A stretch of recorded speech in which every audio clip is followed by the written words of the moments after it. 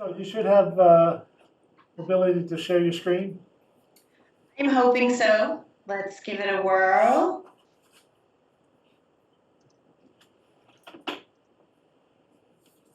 And hopefully this will do the trick. Yep, it's coming through.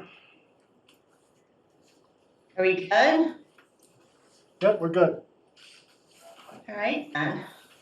We ready to roll? Yes, please. Okay. Well, good evening, everyone. My name is Christine Player, and I am the team leader and project manager for the Tux Point Facility Project. We've been working with the town now for quite some time, and recently completed phase 1 of the project, which I'm sure many of you are enjoying, hopefully this summer, with the installation of the new pile-supported dock system. Tonight, we're here to present the conceptual alternatives that have been developed to date for replacing the pier component, which we're calling phase 2 of the project. Just to get everybody acclimated, there's obviously a beautiful photo of the facility. The site plan, as you can see here, and I'm not sure if you can see my pointer or not on here. Yeah, we can. Okay, great. So here is the solid fill granite block access way that leads up to the supported pier. And here you see the new gangway landing that was recently constructed with the gangway down to landing float, and then the new pile supported dock system that was completed last spring. And then Jason here, our next phase is focused on replacement of the pile supported pier structure with preservation of the rotunda. The thing that really got the project moving was the unfortunate aging condition of the existing pile-supported pier structure. The structure was built back in the early 1970s, I believe. And as you can see by these photos, we've had some wear and tear, we've had some connection issues. There's some interesting things going on with the crops of bedrock that exist at the project site, some very strange connections. Back in 2020, our firm was hired to do a structural inspection of the facility. And as a result of that inspection about 3 years ago, it was deemed that the pier structure was really on borrowed time.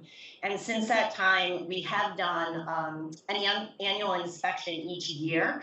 That was a recommendation to keep our eye on this pier, mostly to make sure that public safety was not in jeopardy. And we've done 3 inspections, like I said, over the past 3 years to ensure that each year when this is opened, that the facility is safe. With that said, the pier is on borrowed time, and we've known that, and we are now looking forward to moving ahead with a full replacement of the pier structure so that it will be integrated into the phase 1 project that was recently completed. One of the major concerns outside of the structural integrity of this pier is its current pier deck elevation. The pier is significantly impacted by extreme high tides and king tides and obviously storm events. The goal, not only with the replacement of the pier, is to have something structurally sound, but it's also to focus on the challenges that we're faced now with all of our waterfront infrastructure, and that is to make sure that that replacement accounts for concerns related to climate change and flood elevation changes and sea level rise. I hope this works. I put in a video here, thanks to the harbor master who has provided us. Here you can see the high tide has come up. This was during construction of phase 1, and this was on a higher tide, a spring tide. Here you can see out the tide just how low it gets. Interesting topography here. This is all over oak crop. And then I hope this works on this video. It's not very clear, but this is during a storm event back in February of 2022. And I'm hoping you all can appreciate what you're about to see in terms of just how inadequate the elevation of the pier is under current conditions. And here you can see it's pretty much underwater. And that is a major concern, obviously, for future longevity. And as part of the replacement, as I said, the goal is just structural integrity. It's long-term resiliency that we need to build into the design. Again, just to get everyone acclimated as I go through, we came up with 4 different alternatives. Basically, we look at 2 components. This is a solid filled pier. This is granite block. It's filled, it spans up to the pile supported timber pier. And these are the 2 elements that we'll discuss as we go through the 4 different concept alternatives that we're here to present tonight. And to give a section view of what the pier looks like currently, you see the solid fill transitions pretty much all level transition to the pile supported pier. There's several pier beds. These are all timber piles tied into ledge. And then at the end of the pier, we have historic rotunda.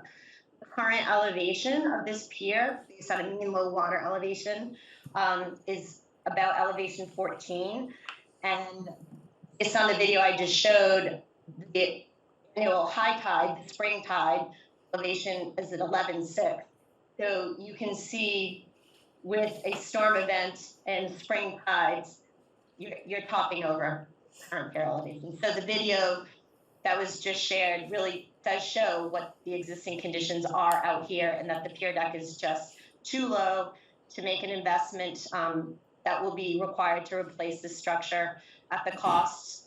Certainly making sure that the integrity is built into this, but also that future need to address the Mother Nature, climate change, and sea level rise.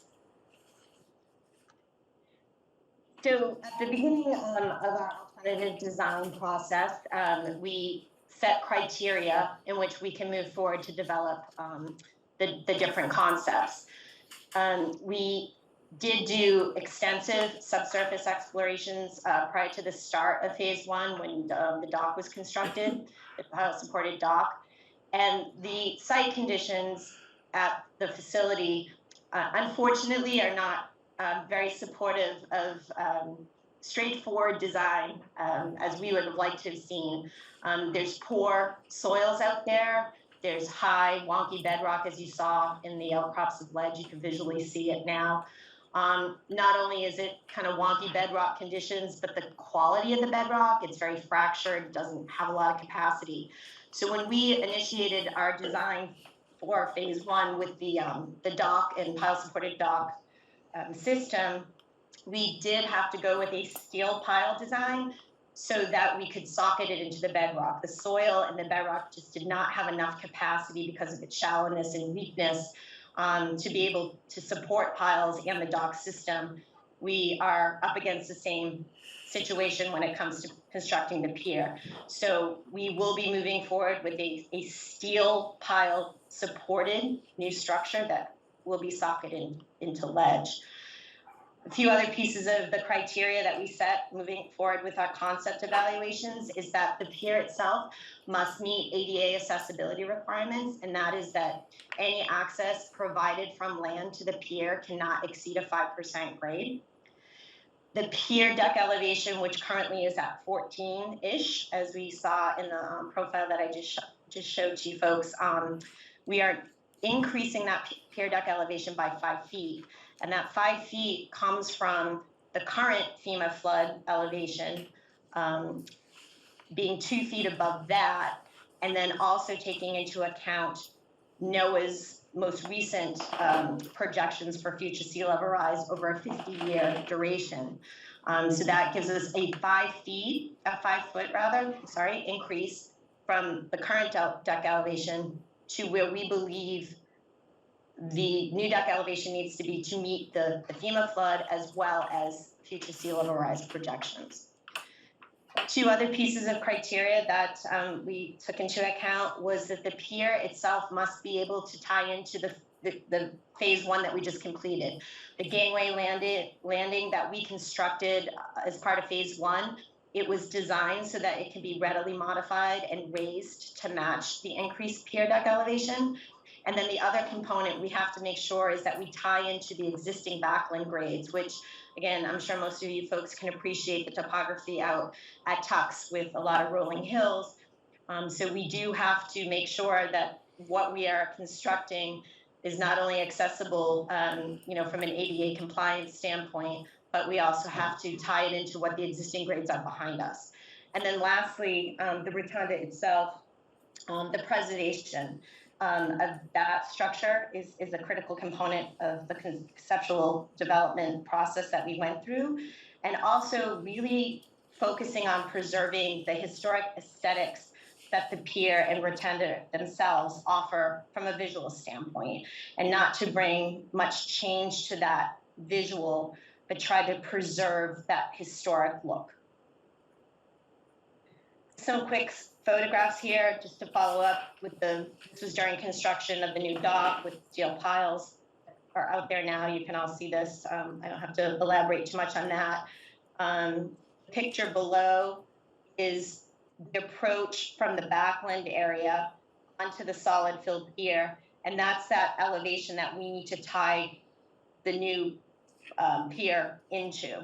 We're not proposing to change that approach elevation, but we are proposing to modify the solid fill granite block access way that leads up onto the new pier structure. And then lastly, on the right-hand side is a photograph of the gangway landing that was constructed as part of phase one. And you can see how that pile, there's two piles there on the interior and exterior side. Those have been designed to allow that platform to shift up and then modify to the new proposed deck elevation. As part of the conceptual alternative design process, we also gave consideration to the type of pier foundation that we would be focusing on, as well as the materials that are available, because materials have different strength properties and certainly have different costs associated with them. So that was something that was very important for us to take into consideration, what materials would be suitable for the project site going forward as part of our concept development. As I mentioned a few minutes ago, the pile supported pier foundation, we did look at a timber pile supported replacement pier like what you see out there now, but it is just not feasible from a design standpoint due to the poor subsurface conditions and the inability to really socket these timber piles into bedrock. So we will be moving forward with all the alternatives to support the new pier, utilizing the steel piles similar to what you see with the phase one docks socketed into bedrock. And we also need, from a design standpoint, that socket is required predominantly to resist lateral and uplift forces. I think intuitively everyone understands that rock is strong and has good vertical axial support, but the reason we have to get these piles into rock is really to resist the lateral forces and ice, which is an uplift force. And that's really the reason why we've got to invest in these steel piles socketed into bedrock. The replacement pier, or the superstructure, which will be supported by the steel pile foundation, we considered two material options. We considered the use of steel and the use of timber. So the steel framing, the advantage to using steel is that steel has a higher strength, and that we can construct a superstructure that has longer spans and requires less piles. And certainly that all equals cost savings. It also leads to advantages in seeking regulatory approvals, and that less pilings are a favorable presentation to a lot of the regulatory agencies, where it allows for better tidal flow and less impacts. So that the steel span properties will allow us to reduce the number of piles. Steel also has a greater longevity. Certainly there's maintenance required with all of these options that we're about to talk about, but your steel has certainly a much longer lifespan, between 50 to 100 years, provided proper maintenance implemented over the period in which the lifespan is intended to last. Maintenance is less frequent with steel. And ultimately, when you add up all these things, it's a lower capital investment and maintenance cost over the lifespan of the structure. The other option that we looked at is a timber structure, and that's what's out there now. The superstructure, again, is the deck structure and everything above the piles. With timber has less strength properties than steel, so we would require shorter spans and more piles. Timber also does not have the longevity that you see with steel. Again, we can treat timber and we can preserve timber, but timber definitely has about a 25-year lifespan. There's a lot more maintenance required with that. And ultimately, you look at a higher capital cost and maintenance cost associated with a timber superstructure. Just to run through quickly, we looked at 4 alternatives, and I'll present these in a more detailed format, but I just wanted to kind of summarize that for each of the 4 alternatives, we looked at the layout in a steel superstructure with steel pile supported superstructure. And then we looked at a timber superstructure also supported by steel piles. So the steel piles are going to be used regardless of the type of material that would be used to construct the superstructure, the deck structure. Alternative 1 quickly is basically rebuilding what you see out there today, and that would be to maintain the existing pier footprint and raise the existing deck elevation 5 feet to elevation 19. Alternative 2 would expand the existing footprint and extend a pier 38 feet seaward so that the rotunda now is 38 feet more seaward than you see it now. Again, the same deck elevation, raising it 5 feet, would be utilized for this alternative as well. Alternative 3, the existing footprint would be maintained. It would be slightly modified. It would be built at elevation 19 like the other 2 alternatives, but the rotunda itself would be relocated to an upland rock outcrop that you see slightly to the north of where the pier is now. So that this one really would have a visual change from what you would see with the rotunda no longer over the water on the pier, but rather on a outcrop of ledge, which would be accessible with its own path from the upland side. And then lastly, alternative 4, and this is kind of a intriguing approach that you would build it in phases, and the pier would be in the same footprint as it is today with the gazebo where it is today, but it would be only elevated under phase 1 to elevation 17. So you would see a 3-foot increase, and then within 25 years, mid-span of the lifespan of the structure, the deck elevation would be raised another 2 feet to get it to that elevation 19. And the approach that we used here was trying to be creative, understanding that sea level rise isn't going to happen tomorrow, and trying to think outside the box of, you know, a different approach to get to that final elevation of 19, but kind of work with Mother Nature and time and sea level rise in more of a real-time capacity than a fixed capacity upon initial construction. So again, each of the 4 alternatives, we are going to present a timber framed structure and a steel frame structure. So you can see really where the differences are in terms of the number of piles, and that visual should be able to help understand what you'll see for costs. And then all of the steel alternatives that we look at, we would install a timber facade. So the interior framing will be steel. However, from the visual aesthetic standpoint, it would be a timber encasement. It would be painted white. It could look exactly what you see now and really sustain that historic look that the pier and the gazebo present and have presented for a really long time. So as much as steel, I think steel just immediately in context makes it feel like it's a hard visual. We would propose to encase it in timber so that it would appear to look very much what is out there today. So alternative one, and this is the two components is the solid fill pier and existing pier. Everything would basically stay in the same footprint. We would just be raising the pier elevation from 14 to 19. Excuse me. And hopefully you can see this. It's hard to get everything into one slide. Here, You are increasing the slope of the granite filled pier.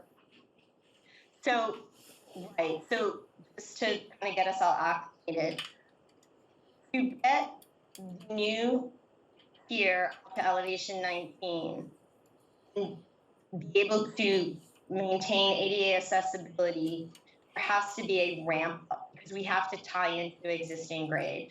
So what you're seeing here, it's really small, I'm sure, is that we would, within the footprint of the solid fill granite block accessway now, we would raise it up about 3 feet at the very end. So you can see this ramp up. This will still be the solid fill granite block structure. It will just be ramped up. And the new pier would start right about here with some additional ramping up to keep that ADA accessibility.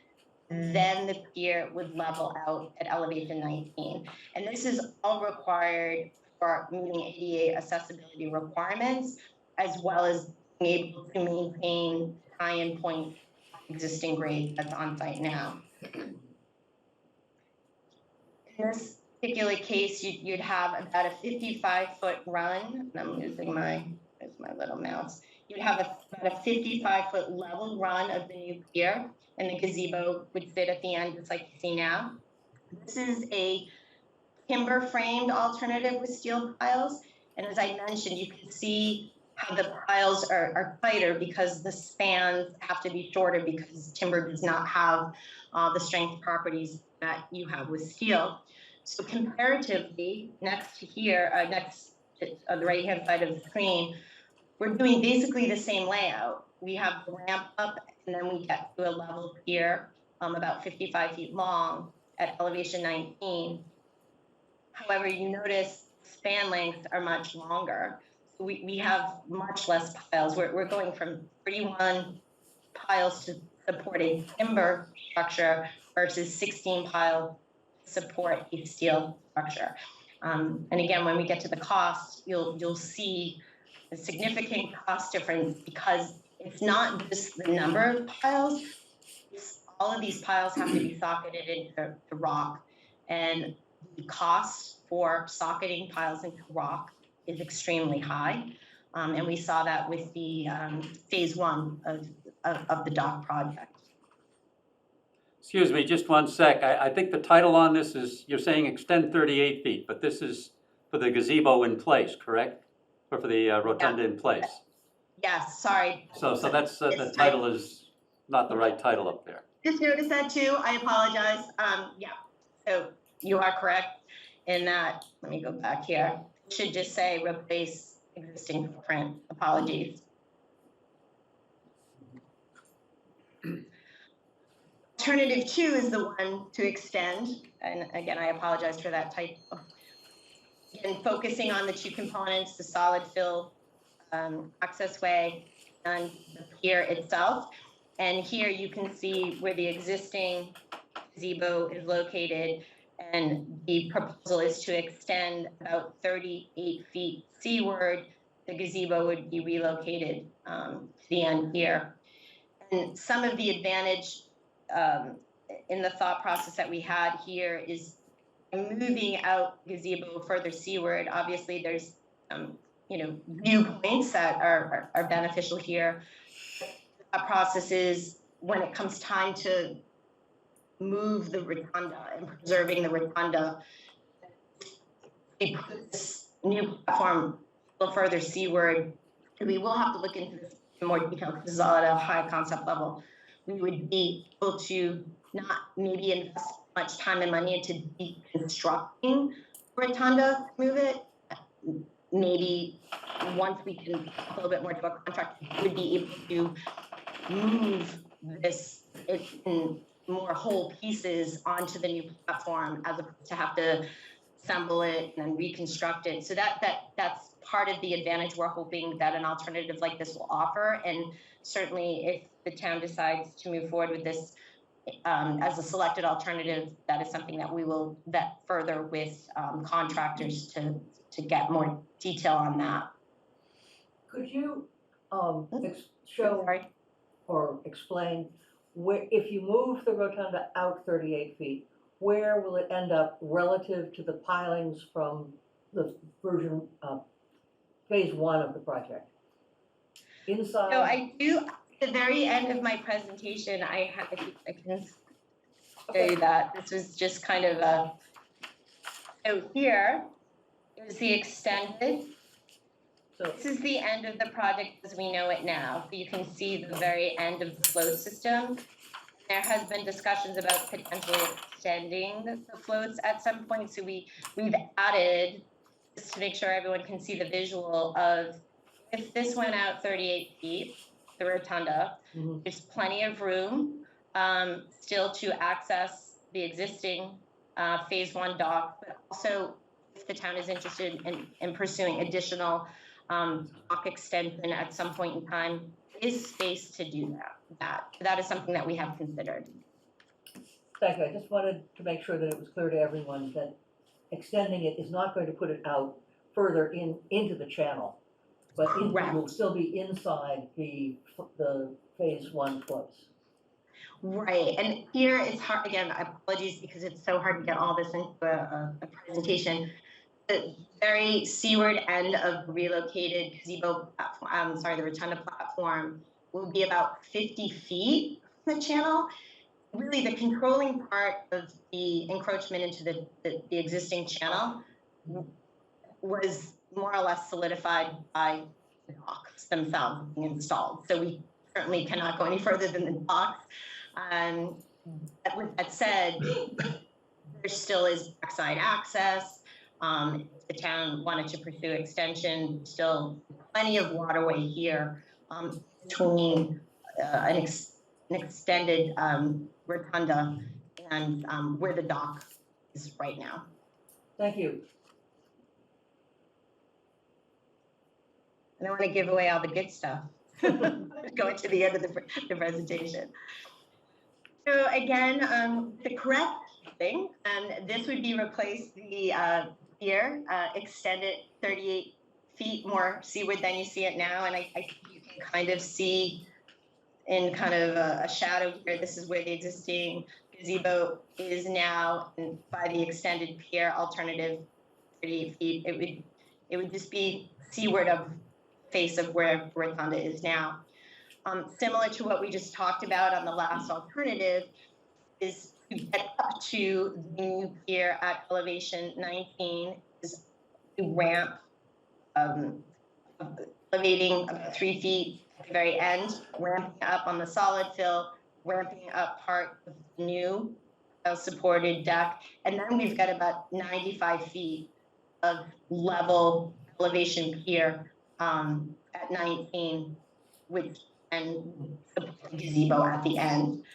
This alternative we're showing, this is your timber superstructure, and you can see again a lot more piles are required because the spans have to be shorter. Comparatively, again, it's the same ramp up, elevations, everything is the same, but this is just with steel superstructure and significantly less piles. So we go from 37 piles for timber superstructure versus 19 piles for a steel. And in the end, when we look at the cost, that's where you see the savings here in terms of the material selection. Christine, the pile numbers don't correspond with the piles shown on the illustrations. Can you show me where they are, please? Or explain So why? it's not going to show in the profile view because the rotunda is round. So you're not seeing, this is like a circular supported platform. as you would see now. So it doesn't show, this is just a cut through. So the numbers don't match up to the visual. So each bench, as we call it, as we go out to the pier, there's 2 piles per bench. And then once we get to the platform, what you're not seeing is because they're hidden, because we're cutting through the section, is the additional piles that would be around the circular platform that's required to support the gazebo. And that's why they look funny in the cross section as well as the number. So how many piles are needed to support the rotunda? If there are fewer piles needed for steel, what are the difference in numbers for the structure itself, the rotunda? Roughly. I would have to get the plan to count. My guess is there's not a lot changing with the rotunda support. I'd have to double check. But there's going to be more because of the footprint is round as opposed to just a rectangular structure that would be supporting the rest of the pier. So the total numbers are given here, and I would have to look at a plan view to actually count them. I mean, it's something I could answer, but I just can't do from the slide Thank that I you. have. Now, my in front of me. question is just more in terms of the visual impact with the more pilings underneath the structure itself. So thank you. Yeah, and I don't think you're going to see much different than what's out there now. But certainly, again, I don't have it in plan view because I don't have all the plans in front of me, but the plans that we have developed actually show you the number of piles that would support the rotunda. But I think in general, the visual will be similar to what you see out there now. Thank you. Okay, Thank the you. third alternative, and this one's definitely a different aesthetic, and that would be for the rotunda to be removed off of the end of the pier. So we basically construct the pier in the exact same footprint, but then we would minimize the area that the rotunda is on now and kind of establish a seating or viewing area, whatever you want to call it, and then relocate the rotunda up the hill here on the existing outcrop of ledge that you see just slightly north of the pier now. And again, we're comparing this timber and steel structures, a very similar approach where we have to ramp up and slightly elevate the solid fill approachway, ramp up the pier, and then we get to a level elevation of 19. And that would be about 33 feet long. The difference here is, again, pile numbers decrease from 21 to 9. Again, seeing a really, I get some thunder and lightning going on here, sorry. Seeing a savings here because much less piles are going to be required. We're eliminating the rotunda, so that certainly decreases the number of piles on this one. And the rotunda itself would be relocated and sat on top of a concrete slab, and we would have a small ramp up. Again, ADA accessibility is kind of the controlling factor here, so that existing grades tie in and everything is accessible. Rotunda that would be sitting up on the ledge outcrop. And the last one is kind of this think outside the box of taking a phased approach. And this really goes back to alternative 1, where we'd be replacing in kind. But instead of elevating the pier initially all the way up to elevation 19, it would be done in phases. And you can see a little pointing here, and there's a slight ramp up here. We don't have to do anything to the solid fill pier. We're only elevating the top of the pier deck elevation to 17 under phase 1. So we're not touching anything with the solid fill pier. We have a slight ramp up to get us about 55 feet of a level pier with rotunda at elevation 17. So we're kind of cutting the elevation increase over 50 years in half by building phase 1 first. And then phase 2, assuming a 25-year longevity here, phase 2, you would come back in And we're just showing the steel alternative here, steel frame as opposed to the timber, so you can see the least amount of piles. One of the benefits with a phased approach with a steel framed superstructure is that when phase 2 is going to happen, the framing can be lifted off, the piles would be elevated in place, so these would just be raised a couple of feet, and then the framing could be put back on, and then your timber decking would be replaced because it'd be 25 years old. We'd also have this new element where we'd have to raise solid filled pier and ramp up to get us to elevation 19. There's a lot of reuse potential in this phase approach with a steel alternative that a timber alternative just wouldn't get you. I would say if the town is focused on a phased approach, timber is probably cost prohibitive if you're looking at a phased solution. I think what the phased solution gets you here is a gradual increase in pier elevation over 50 years, but it also allows you to reuse many of these elements. You wouldn't have to put in new piles, you would just elevate them. You could reuse the framing, like I said, to lift and put on the elevated piles, build a new deck, and then this would just be new construction under phase 2. I think there are questions at this point. I'd take questions first from the people present. Yeah, I just have a question. Thank you for all this. On this approach, the phase 1 and phase 2, each time on phase 1, somehow you have to relocate or lift the rotunda up in order to Correct. get the structure in, right? Correct. Yes. Yes. And then on phase 2, once again, you have to remove it or lift it up, hang it in Mhm. midair to get. Yeah, no, it's you know, it seems simple when we're looking at black lines, right, and just kind of casually talking about this, but no, you're correct. That would be an element that to preserve that structure, it would require it being done twice, and that is reflected in the cost. And I do have some costs if folks are interested, and just kind of seeing a little bit of a cost comparison. Or it's really up to you guys if you want to go with questions now, or is anyone interested in seeing some of the costs associated with these phases? Are there other questions either in the room about this particular alternative, 4A and 4B?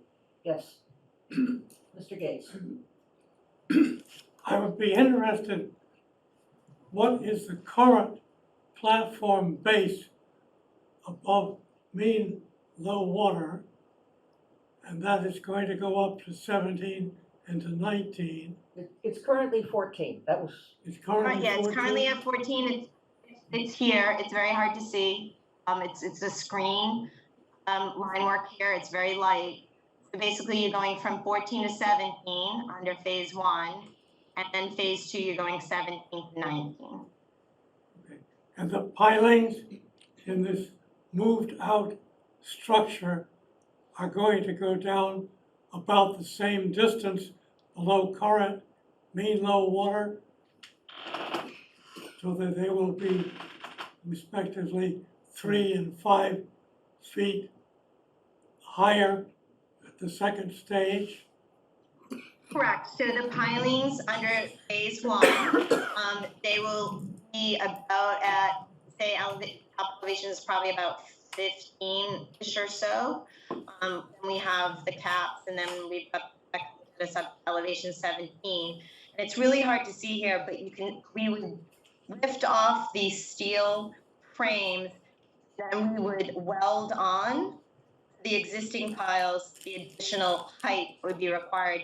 The new deck would come in under phase 2 to the elevation of 19. So all the piles that are invested in, socketed into rock initially, are going to be reused as part of phase 2, just like the steel frame that would be reused for the pier superstructure.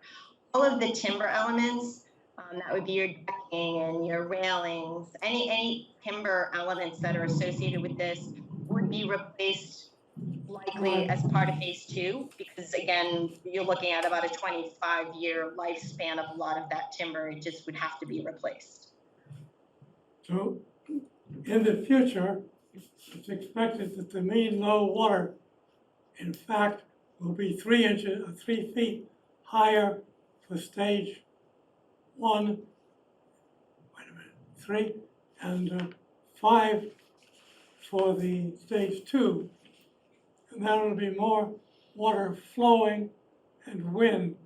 What is the torque of the wind motion and the water motion going to do to the twisting of the pilings that you're, Mr. Gates, that is the same for all of the alternatives except moving the rotunda ashore. So- And perhaps, go ahead. Yeah, I Christine. mean, that goes back to initially, from a design standpoint, that the design themselves, the design itself, regardless of the alternative, will take into account all of the forces that you just mentioned. And that's part of the reason why these pilings are required to be socked into rock, to make sure that it can withstand any kind of uplift forces, whether it be from wave action or icing that might occur during winters. But we also have, wind loads. We've got all kinds of environmental loads that are evaluated as part of the structural design of the pile foundation itself, as well as the deck elevation, the deck structure that would be constructed on top of it. So that will all be taken into account in the design itself. I don't see how the torque, especially for the water, does not increase. It must do with more water. If I may, because this is a significant rebuild, we are required to raise the rotunda 5 feet. And with the exception of moving it ashore, which is still moving it 5 feet higher, all of the designs have the same. So what I'm trying to say is this is a general question that you're raising and not one about this specific design, which is, and we can take it up further after the end of the presentation.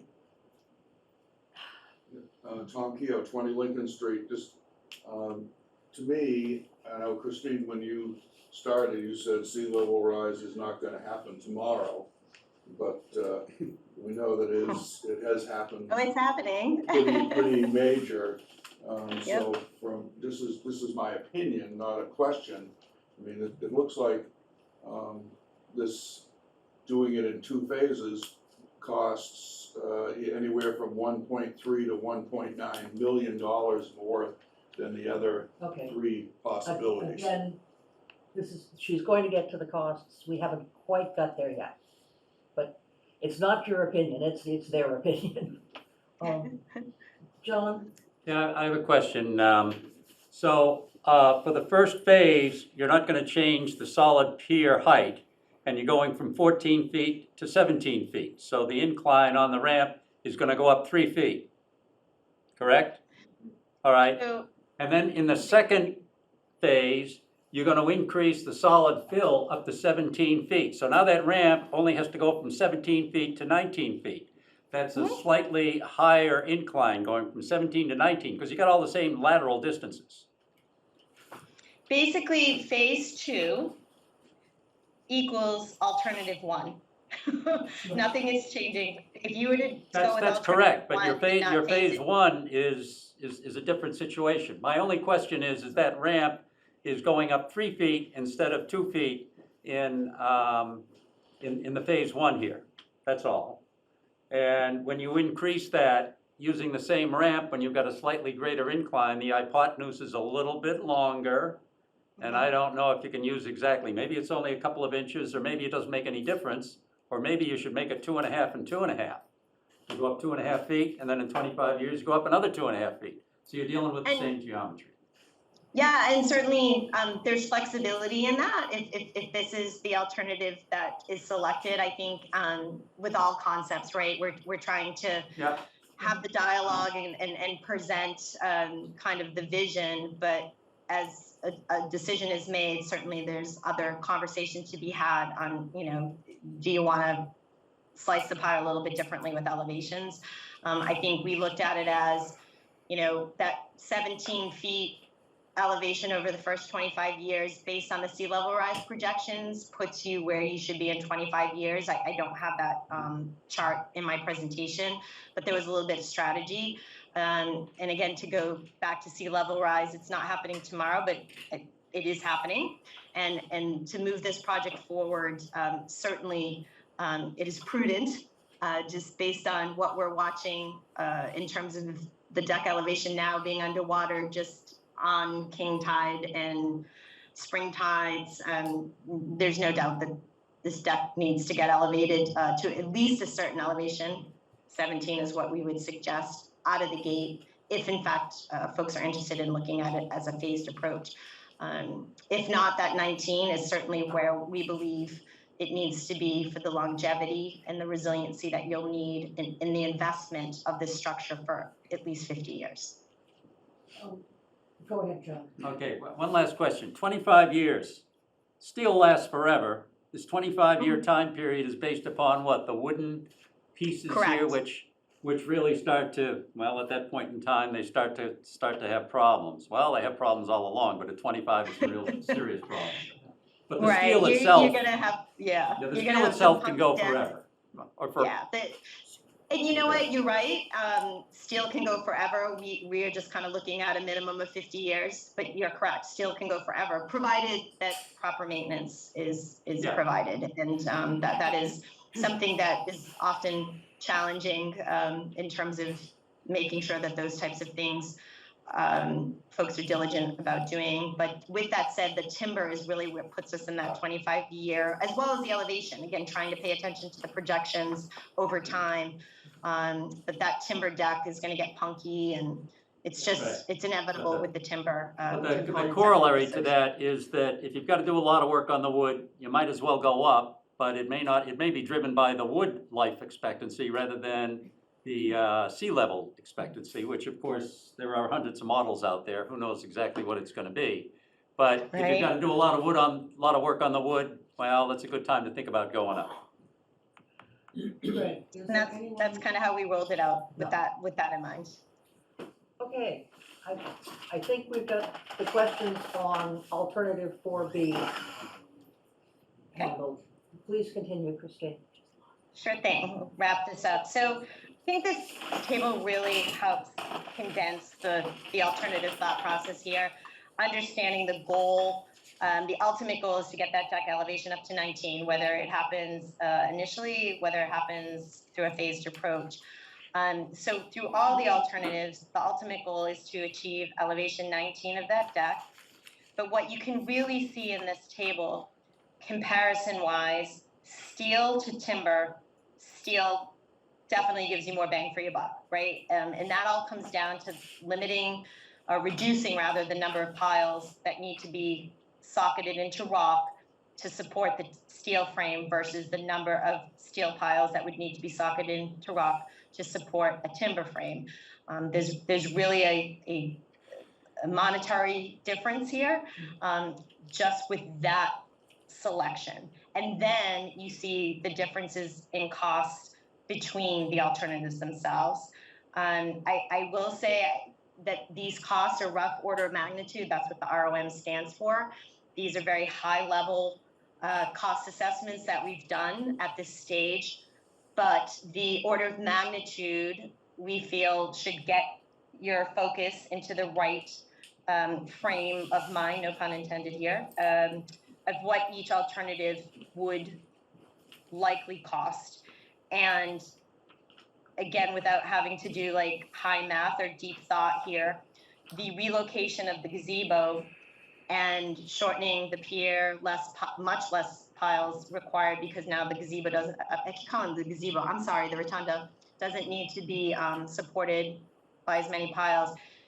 You see a significant cost savings by relocating that rotunda upland.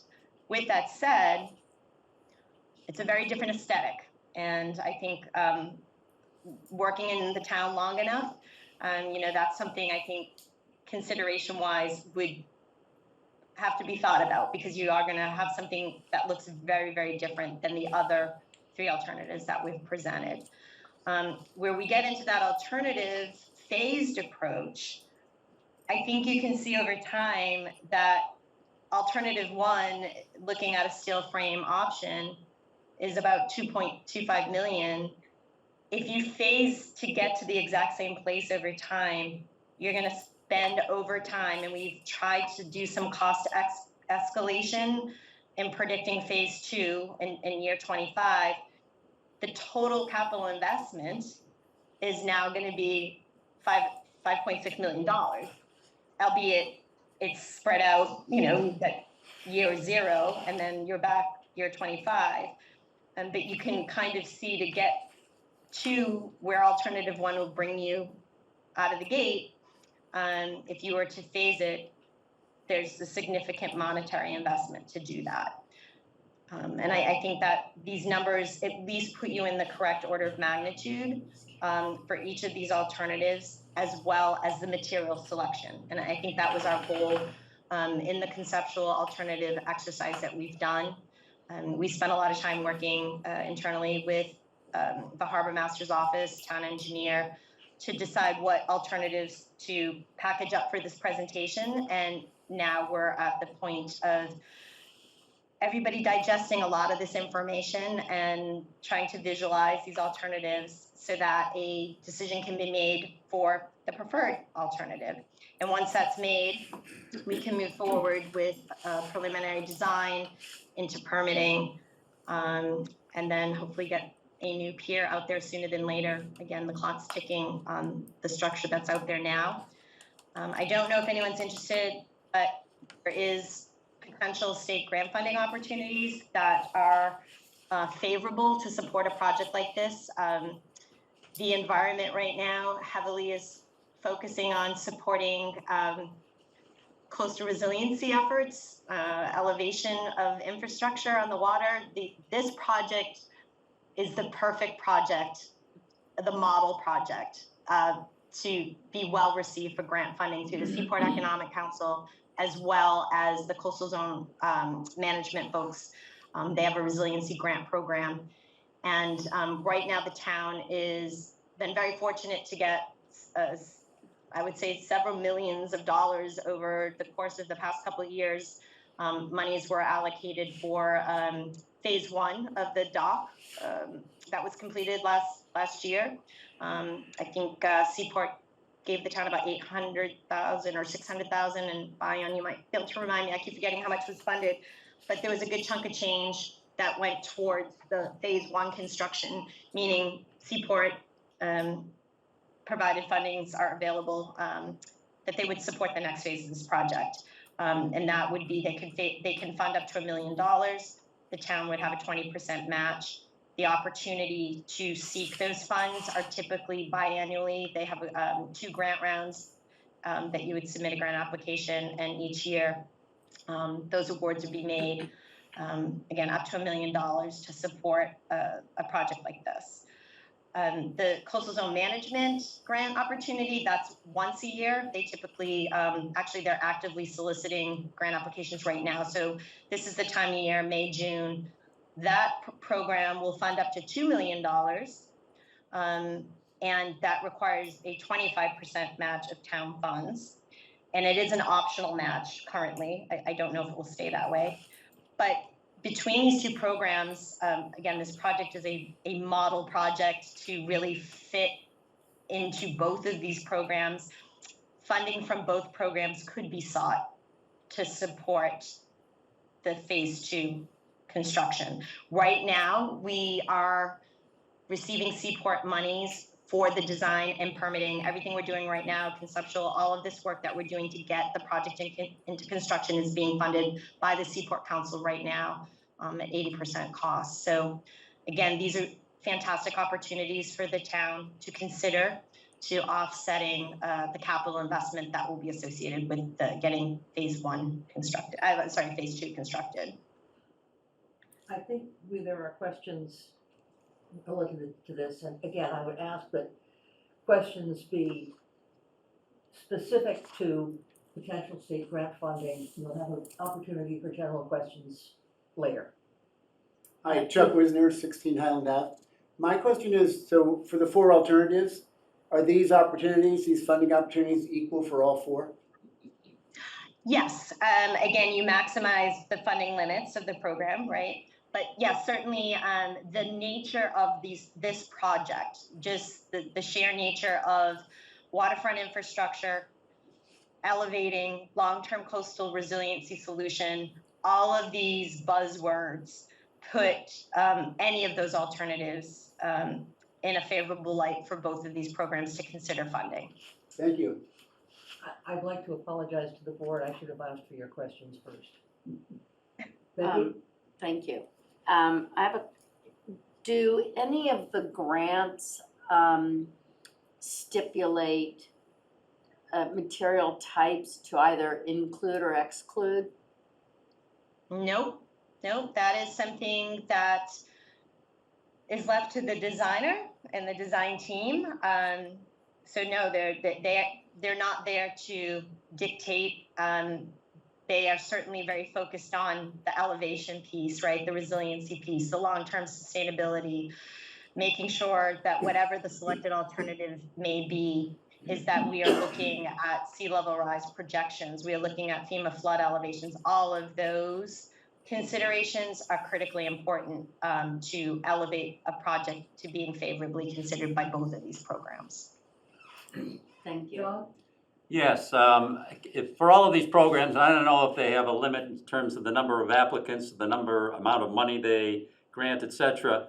But if you're not granted money in your first cycle, are you rejected and you can't do it again, or is there always the opportunity to reapply? And especially if it's twice a year, well, 6 months is not very long. You can reapply. Yeah, I'm not aware of. I'm not Actually, aware of Greg that has just happening answered the in the question past. by saying you can Yeah, reapply. Yeah, you can reapply. They allow it. I can't see why you couldn't. Well, I think the experiences that we're seeing right now, and I don't know if Bion Pike is on the phone, but the town has been very successful in securing money, particularly from the Seaport Economic Council, for a lot of the infrastructure improvements that you're seeing right now. Tux Point, Morristown Pier has funding, project at Reed Pier, that's Reed Park, which is moving forward. I know there's been a recent So they buy a grant- concession line. a grant award for dredging, so the Seaport is heavily invested in the Christine? community. I'd Yeah. like to hear from Bion on this. Thank you. Yeah. So today I spoke with both the Lieutenant Governor and the Director of the Coastal Zone Management, and they're both expecting the town to apply for money for this project. Seaport Economic Council has already invested in this project, and they don't do that unless they intend to provide construction funding. So I fully expect that the town would receive $1 million, and both the Lieutenant Governor and CZM, the CZM Director, expressed that partnering with other agencies for grant funding was very favorable in their eyes. So Christine is right in everything she shared. We have already received money for the Rotunda project, so we should expect to get money without question. As long as they have a big bag of money to dole out. As long as they still have a big bag of money, right? They gave us $205,000 today. They did have $1 million award today, so those are not uncommon. I've seen several. And that is true. I think one of the benefits going into this next phase is that the Seaport Council invested in phase one. And to Bion's point, once the council makes a commitment of those types of investments, they're likely there, ready, waiting for you folks to ask for more to continue on with a phased approach. And they've been instrumental in funding many projects in the harbor. Are there other questions from the board? Yeah, I just want to confirm a statement you made earlier. So what you're saying is that as far as regulatory and all the applications that we have to file, they look more favorably on steel, which is also less expensive. that a fair assessment? And I would not agree with that. Agencies don't, from a regulatory standpoint, they don't typically care about costs. It's No, not but their I know, but focus. I guess my point is, the two go hand in hand. We don't, I mean, when we go applying for permits, the regulatory services will look more favorably on steel. And from a cost perspective, that makes more sense for us as well. Yeah, I think it's hard to make a blanket statement on that material choice. It does come down to the type of project, and the selected materials and the need for the selection. I think the longevity and, the capital investment I think at this is, point, you have completely trashed the idea of using wooden pilings. I suspect We that if can't I use wooden asked the board right pilings. now for a vote, would you like Yeah. wood or steel? It would be a unanimous steel. So why don't we just stop talking about timber piles? I have another question about funding, which is actually, anyway. Are these types of funding opportunities dependent upon any 40A actions? So the Seaport Council monies are part of the funds that could be withheld. Okay. Do Any we of the want to others? expand on that or may I expand on that just a little bit? Sure. The state last year passed a law saying that communities served by the MBTA, whether it's railroad or, have to have a certain fraction of the space around the terminal that allows multifamily development without a special permit. And that's a big ask, and the stick behind it is that certain grants from the state are not going to be available to communities that don't attempt to change their zoning, in an acceptable way. So, we have until December of 2024 to come up with a zoning change that's acceptable to the state. And if we don't, this sort of grant, not the resiliency, but the Office of Housing and Economic Development grants will not be available to the town. Is that reasonably clear? Including Can we dredging. withdraw a grant once the grant has been awarded, but we haven't started construction? Not likely, no. If you've been awarded the grant, Ion had another I comment. wouldn't imagine. Bion? Yes, You were adding something about the grants? yeah, so, our grants for dredging would also dry up. It wouldn't be just Seaport Economic Council for these infrastructure projects, it would be harbor dredging as well. So we would not be able to apply for the $1.9 million that we're going to be applying for the next dredging project, which would be half of the cost. There are a number of other areas where we are looking for grants, and I think this is not the time to go into. Right, I didn't want to take us down a rabbit hole, but it was certainly, I think it's good to have an idea of where we may or may not be getting funding. John? Great, a short follow-up here. So the Seaport grant, we've already got some money into this from them that is paying for phase one. What is their definition of a project? In other words, if we apply to them, and we will, for phase two, are we still subject to the funding of that 1 million limit, or do we have to subtract from that phase one? Is it are they standalone projects is my question. Standalone. Standalone. All right, good, so the Standalone. 1 million still applies, very good. Correct, yep, standalone. Are there other questions from those present? Are there other questions from those not present? Yeah, Okay. Christine, sorry. Chuck. There's, yes, Chuck Holton, Oxbow Road. I have a question for her on slide 10, on the solid fill pier. actually, Oh, it's just on this? let's focus right now on funding, and you Okay, will be sorry. first in line when we go to the open questions. I guess Christina put her hand down. So, Ben? I don't have the last name, just, yeah, Ben. Hi, sorry, it's Mary Foley. I put my name is on there for some reason.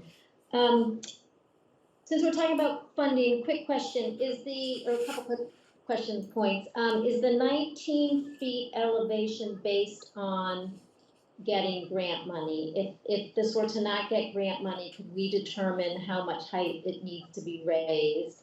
And then the second question is, obviously, we should not rely strictly on getting grant money. What is the analysis of what the funding would be if we did not go the grant route? Thank you. I can answer the first part if you want. Yes, These grant opportunities do not dictate how much the elevation needs to be raised. That is based upon the standard of care that we are required to give all of our projects that are in the waterways and need to focus on long-term resiliency, looking at the various models, the various sea level rise projections. That's all in our bucket to work through. So these grants do not dictate a certain elevation, a certain requirement. It's left to the engineer to bring the standard of care to the project on a project by project basis. So that's question number one is answered. I'm not sure I can answer question number two. Well, my thought, if I could share, Brian, please. If there's no grant funding, then the town could certainly investigate CPC funding.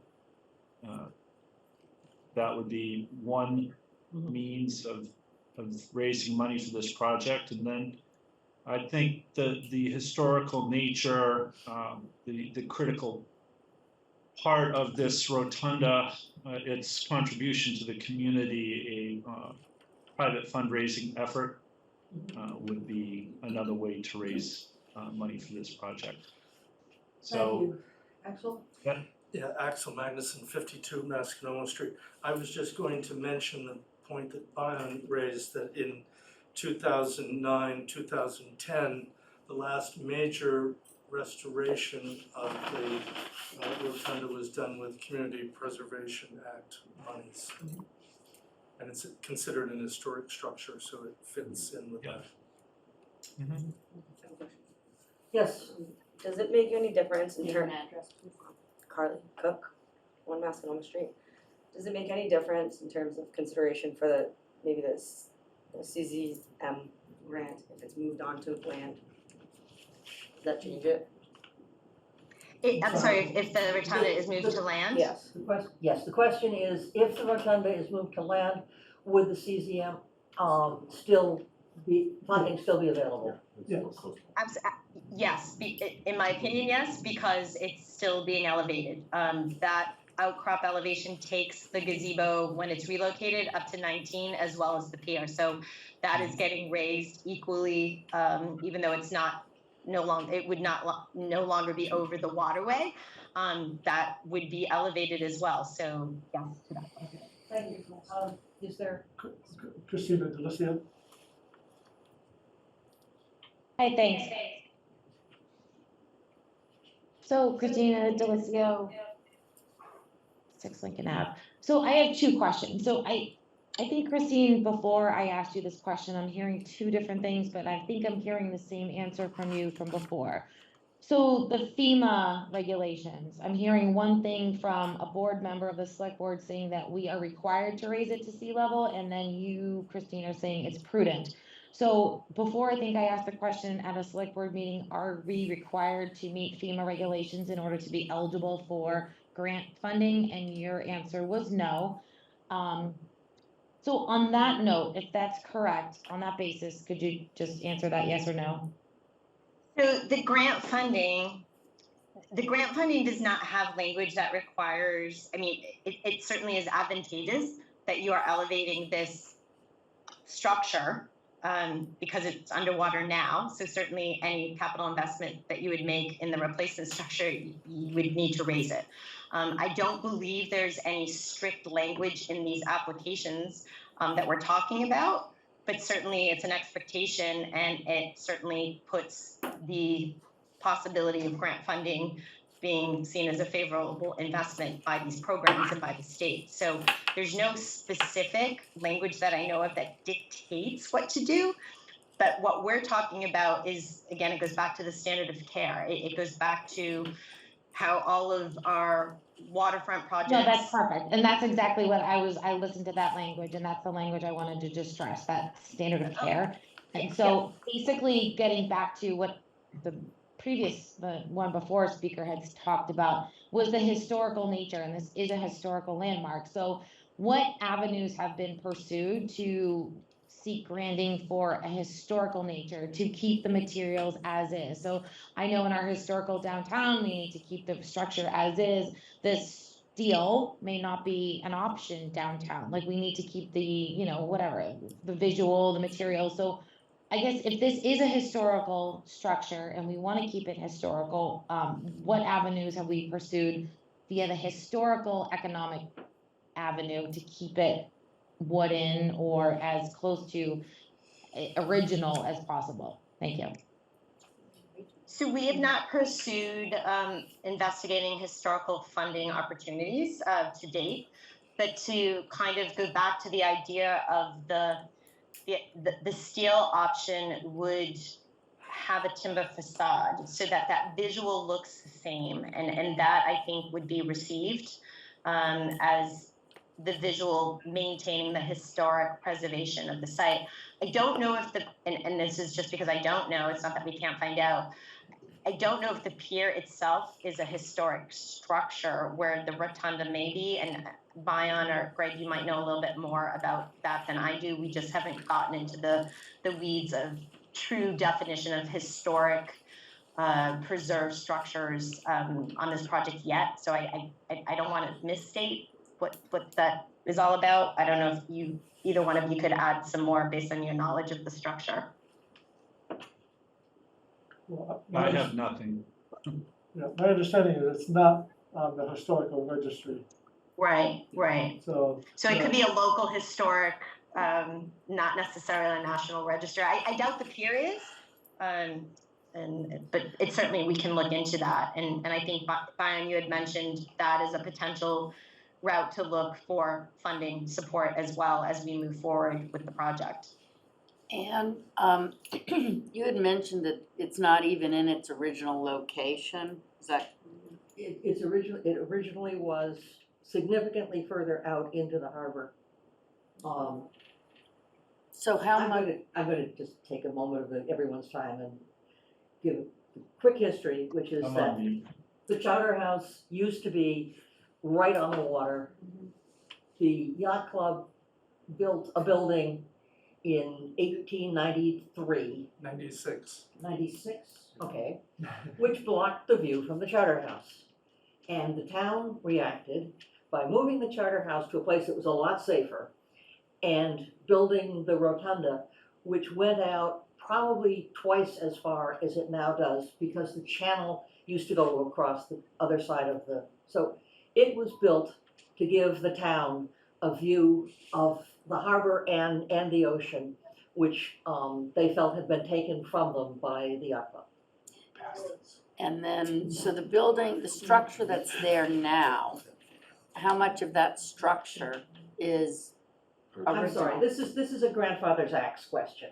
Well, I'm asking that because, if we're talking about historic significance, yes, we all love seeing the rotunda, but is it a building that must be preserved completely as it is, or is it just completely rebuilt? So if I happen to have looked at the feasibility study that was done in 2009 for the Community Preservation Committee.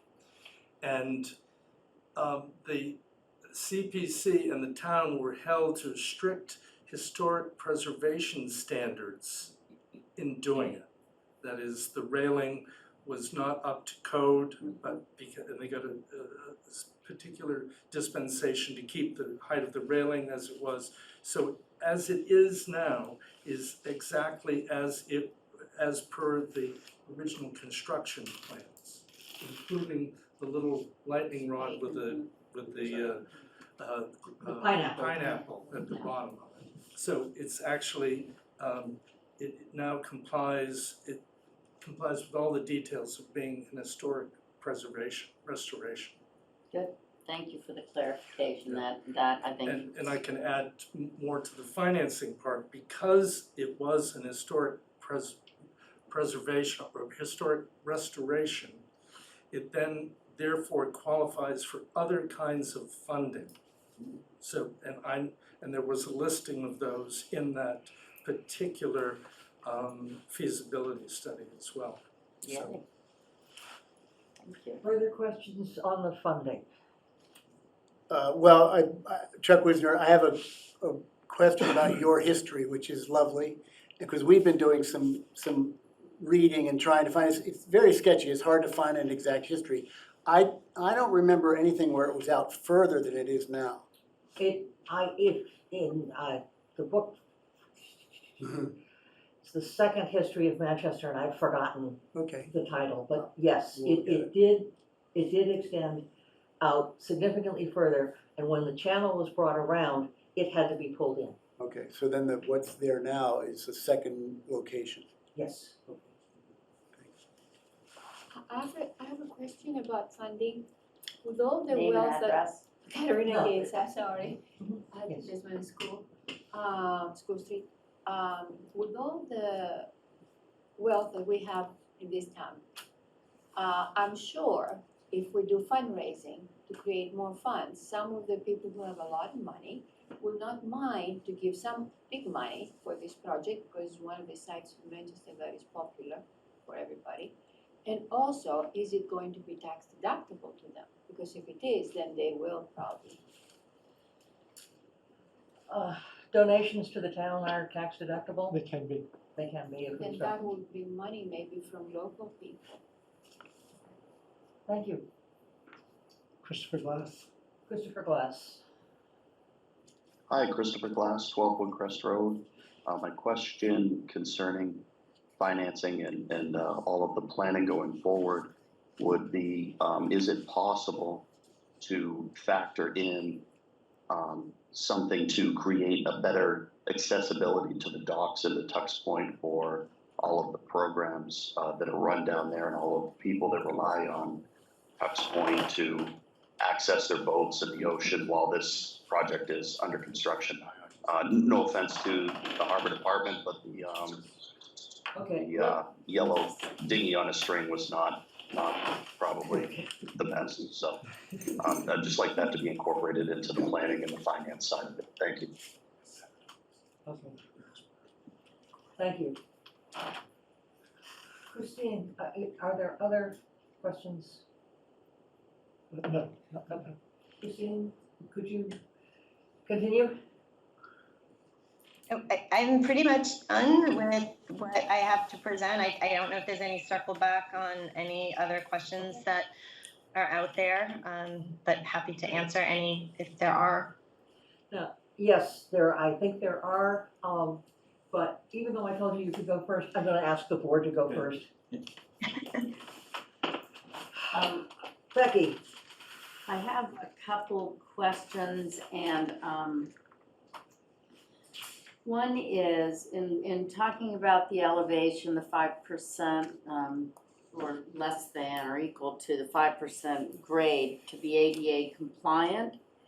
And I don't know if you have this information, but is the sidewalk currently ADA compliant that would lead to the pier?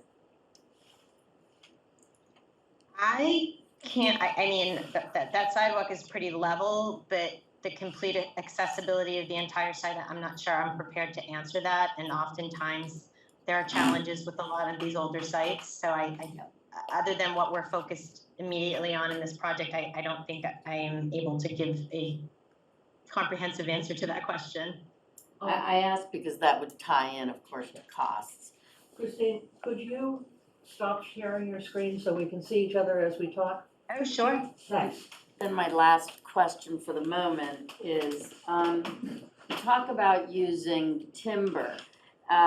Is there, have any composite materials or hardy boards, something like that, which is more durable but definitely has the look of wood? Has anything along those lines been considered?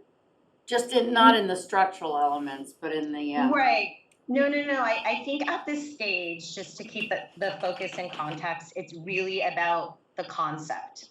Certainly, once a decision is made to move forward on a selected alternative, there are opportunities to look at different type of material products for decking that could last longer than timber. There will be an opportunity to look and discuss once we decide what alternative the town would like to move forward with. But certainly, those are things that, as we move forward with the project, can be taken into consideration and be discussed a little bit more in detail, and also we can provide costs for those types of alternatives. Thank you. Other board members? John? Yeah, maybe I have one question, and if the rotunda moves out and that pier is extended, as is a possibility per Bion and others, what is the distance between the rotunda and that pier? And a key part of my question is that a rite of passage in this town is kids jumping off of the rotunda into the water, and then swimming to the dock, and then doing it again and again and again. And if that rotunda moves out, that becomes possibly a concern with regard to boat traffic. Yeah, and unfortunately, I can't scale off of the plan that I have right now. Yeah. I did have that image, and we could get the information in terms of the offset. But right now, as the docks and that are in the water, there are no docks that run in front of the gazebo. Right now. Right now, but again, not knowing what the future has in store for additional dockage, we did show that visual earlier, that they could be extended. I want to guess it was probably maybe 20 feet between the new face and the back of the dock, but I would have to scale that off. I don't know off the top of my head. That's tight. I think there's enough space for boats to get behind there, but Nah, I wouldn't want kids in the water there with. yeah, that's another conversation. We don't have a conceptual alternative for that. Yeah. With another 75 feet of float across the front, I don't think there'd be a whole lot of need to go in behind. True. That's a really good point there, Bion. Yep. Yeah. Kathy? I just have one question regarding the process here and the sequence of events. So must the town select an alternative, an option, before we apply for the grants? Do we have to make that decision prior to applying for the grants? We do. Okay, and so therefore, if we wanted to use private fundraising, right, as a way to partially fund the project, we would want to have some target for that. You know, if we take a look at all the possible grants and the probability of success in getting the grants, and then identifying what the gap would be, if we could understand what that gap is, then we could get some private fundraising going to reduce the amount of taxation on residents, right? Right, so,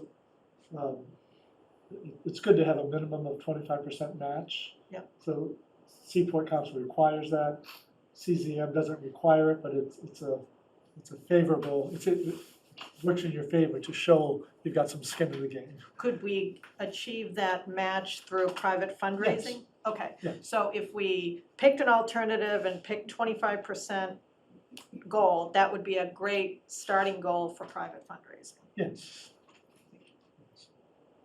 And I just want to add, in terms of the bigger picture, is where the project is right now is at kind of a critical pass in that a decision has to be made in terms of what alternative will move forward because we need to then get it permitted.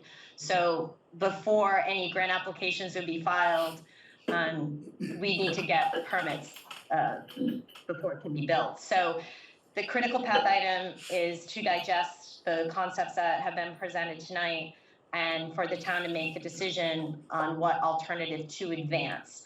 And once that's made, we will move into preliminary design and permitting. And permitting for this type of project, I would roughly say is probably a 1 to 2 year investment. I wish I could say it could happen sooner, but we're just seeing very slow reaction from regulatory agencies. Not to infer that it's because the project itself can't be permitted. It's just we're really seeing very slow turnaround time on many of the agencies getting the actual approvals out the door. This project has a lot of really admirable features to it in terms of what we've talked about, the sea level rise, the longevity. All of these things are very, very favorable types of projects that the agencies are looking to see. So it's not the type of project per se, it's just the regulatory process is really, it hasn't gotten any quicker, let's just put it that way. So I would say from a planning standpoint of once a decision is made on the alternative to advance, that we're looking at a 1 to 2 year window of getting all of the permits. And there's a substantial amount of permitting that needs to be done. There's many layers associated locally, federally, and at the state level. But I think you could just kind of look at a 1 to 2 year timeline to get all those permits in hand before construction could actually happen. And what we try to do is, as we get into the permit review process, with the grants we just talked about and knowing their typical cycle, we try to kind of forecast the best grant round to seek funding so that the fundings are available, or funding is available when construction's ready to happen. So just for clarity, are we saying that once we make the decision, then the next step is not necessarily the grant application? There may be some Correct. preliminary design stuff. It would be helpful to have a timeline on this, just here's the steps we have to go through so that the board understands and others understand, what is our drop dead date for making a decision, right?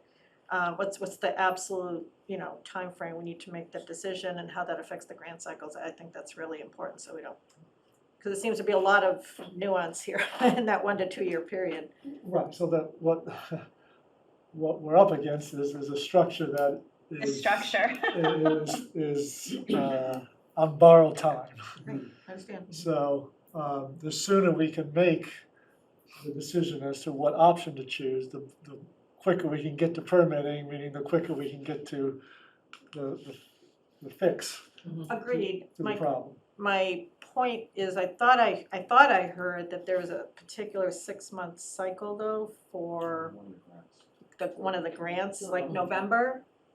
Is that? So just to Well, so answer that we're not question. gonna make that cycle. We're this- not gonna make that cycle, No, okay, so because- that's what I'm trying to understand, I think even though you're right, we gotta do things ASAP, I think it really helps to put some deadlines in place to make sure we don't miss an opportunity. Right, so, I mean, I'll throw out that, we make a decision by September, and we get the permitting and further design work going through the fall and winter, and then we can assess where we are late winter as to, are we ready to apply for grants or not? That's just a very crude outline of, But something like that, I think is really helpful, no, because we then can- it helps get the town engaged, and if we do wanna talk about more private fundraising, that can also help Right. energize that, I think. Becky, And in addition to that, just how is this specific decision made regarding the alternative that's selected?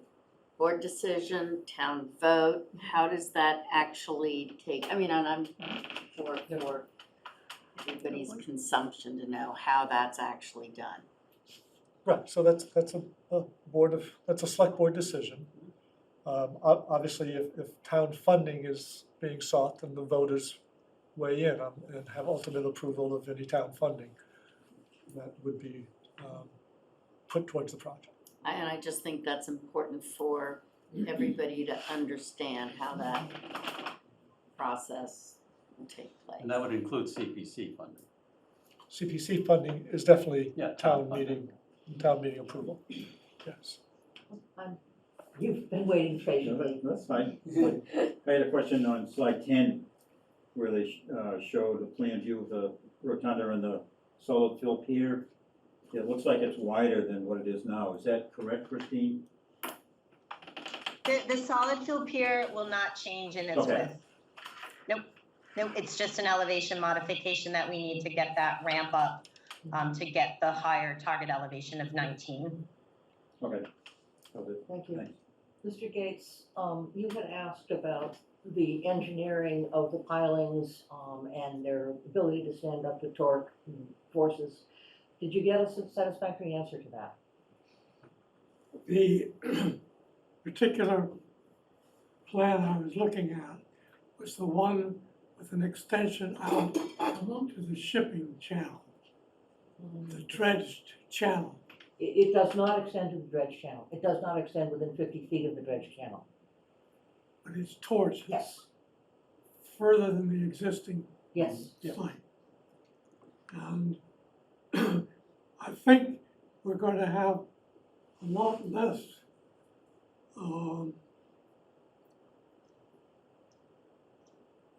buildup of the base of the harbor than we're going to have water coming in. That is, that the water is going to get deeper than it, from the current main low water, than it might otherwise do.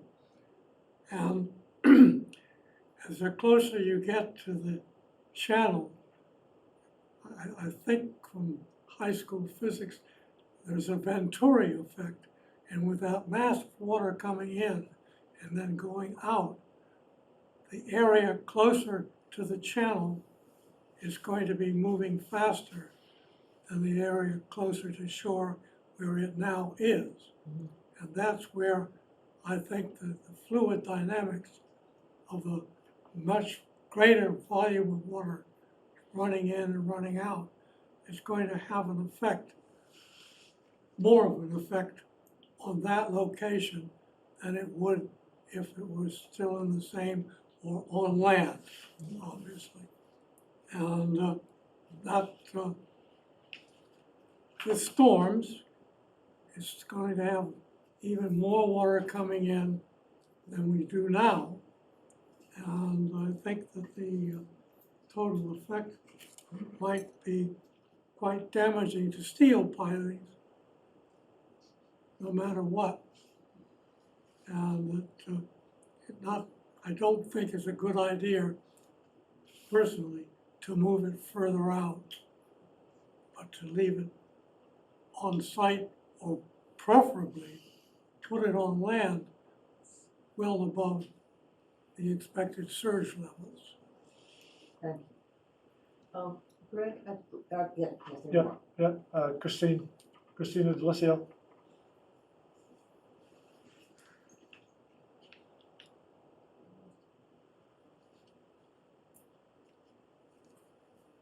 Are you there, Christina? Yes, I am. All right, so actually I have one comment and then two questions and then maybe some follow-up questions. So that looks like there's a lot of people that have a lot of historical knowledge. So to add to this webpage, like the history of the rotunda, adding some history would be super helpful. And so then two clarifying questions. The first one is, why does, and this is just for my ignorance, why does the gangway have to connect to the rotunda, number one? And then number two, I guess there was like some conversation about jumping, and then Bion and Christine said something about it needed to go behind, and I was completely lost on those conversations. So could someone clarify those 2 points, and then I have a question. So the jumping thing is, that, I know that was a topic of brief discussion, and my understanding that question was really coming from if the rotunda platform is moved seaward, that 38 feet, if folks or kids were jumping off the rotunda, how close is that new location relative to the docks? And there's, again, I don't know off the top of my head, there's definitely maybe 10 to 20 feet before the backside of the dock. Right now, the docks don't come across where the rotunda would be, even if it went out further seaward. But if the town is interested in pursuing additional dockage that would run further south, I would say there's probably a 10 to 20 foot water gap that would exist. So again, this is something that I don't know what the solution is other than proper signage or, jumping off docks. That's not something that I really can speak to. Sorry, jumping off the pier. I don't know if anyone has anything else to offer on that side of it. Yeah, well, if you're 12 years old, you know all about it. I guess that's why I don't. But they would have to jump off perhaps another side. I mean, it is an octagon. And to jump directly toward the, I mean, I'm looking at a graphic, even if it's out 38 feet. If the dock is not extended, they're not in anywhere near the waterway. But if you do extend the dock, if a boat tries to go in between the dock and the rotunda, that could be a little dicey, but Brian said generally there wouldn't be any boats going in that direction. It's really an aesthetic question. Right. And 12, 13-year-olds would be very interested in the answer. It's already problematic and the kids do it anyway. No, Right. you can't do anything. High tide, they're there. Then here's my questions. All right, so I don't know the history. I've only been here a decade or so, but what maintenance is done on an annual basis for the rotunda? What amount annually has been allocated to this maintenance? That's number 2. And would this project need to go through Chapter 91 permitting? And at what point would we get 3D imaging? I guess I was very unpleasantly surprised at these black pillars that are now the gangway. I understand that these were built to FEMA, whatever regulations, but to me, they're not aesthetically pleasing at all. So at what point would we get an actual visual of what this project would look like? Thank you. We have So those are something 4 back points. coming up. To go back to your earlier question, why does the gangway have to attach to the rotunda? It doesn't attach to the rotunda, it attaches to the walkway. And having 2 separate walkways doesn't seem like such a terrific idea to me, maybe. So the gangway would continue, even if the rotunda went ashore, the gangway would continue to attach to the side of the walkway that's on pilings. Yeah, the gangway landing will not move. Yes.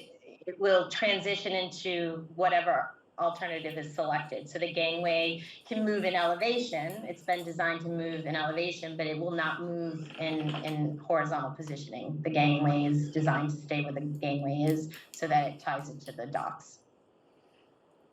Your next question was maintenance, and I don't think anyone has the numbers here at the moment. I know there's a lot of painting that goes on. So we budget annually. I don't have the figure in front of me for Tux Point maintenance work. Last few years, we have done some shoring up of the pier to try to get us through this period before it gets repaired. I don't have those figures in front of me, but. And the third question was Chapter 91. Christine? Yes, a Chapter 91 license will be required in addition to many other approvals, which will include Army Corps of Engineers is a federal permit that will be required. The town will also be reviewing the project through the Conservation Commission and the Planning Board.